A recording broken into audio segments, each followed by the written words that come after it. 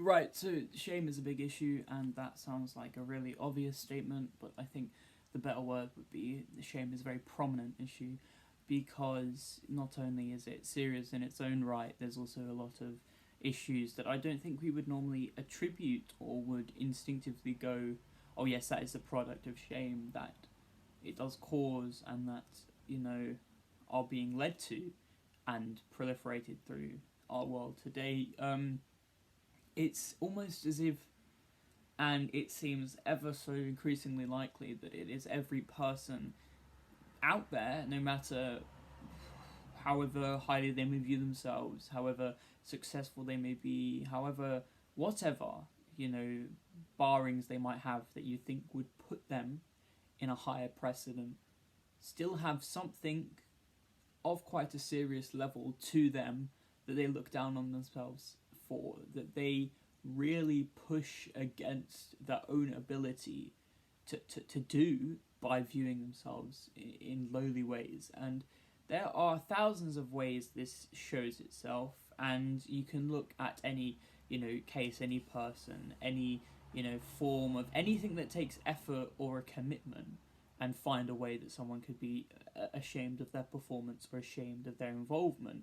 And it is both deeply internalized and also incredibly obviously outwardly expressed. And those are two very far sides of spectrum that do clash on this issue of shame and prevalence. You have, you know, people getting, it seems every so often, getting younger and younger and younger, you know, maybe 10 years, 10, 15 years ago, it would be seen in people aged 16, 15. Now it's being seen in people aging from 7 to 12, feeling hatred and shame for their bodies, or how they look, or their appearance, or how much they weigh, or whatever.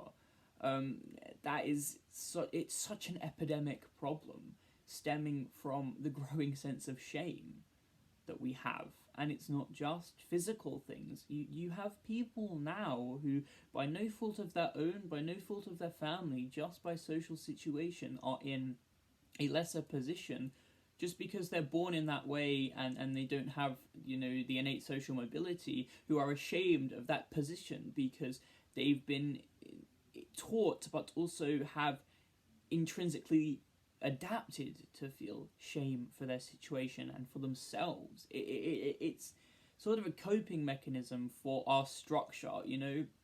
We can only stay afloat in the world we know today and as it functions if we believe that we're not doing our best, if we believe that we can't be the best or do the best, or apologies, and see the subjugation we face. When we aren't, you know, blind with our own confrontations, we can't see actual issues, we can't turn around and turn our backs to ourselves if we're so grounded in shame and face actual issues that actually hold us down. And it is weaponized. Shame is nowadays weaponized, and it almost feels like a competition between people, especially on social media and, you know, the deeper depths of online communities. Who is the most shamed? Who is the most depressed? Who is at the lowest? It becomes a competition, a self-seeding competition to survive in our society, at your lowest, to remain under someone else. We are at the expense and at expense of.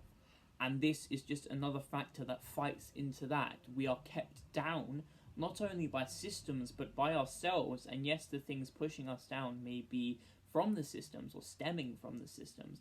We are living into them when we feel ashamed of ourselves, of something of or about us, for no reason other than the fact that appearingly outwardly there are others who are better, when in actual fact they are nowhere near, they are no degree of better, they aren't even on comparable scales. It's not something that can be compared, it's just made to look that way to hold you back, if that makes sense.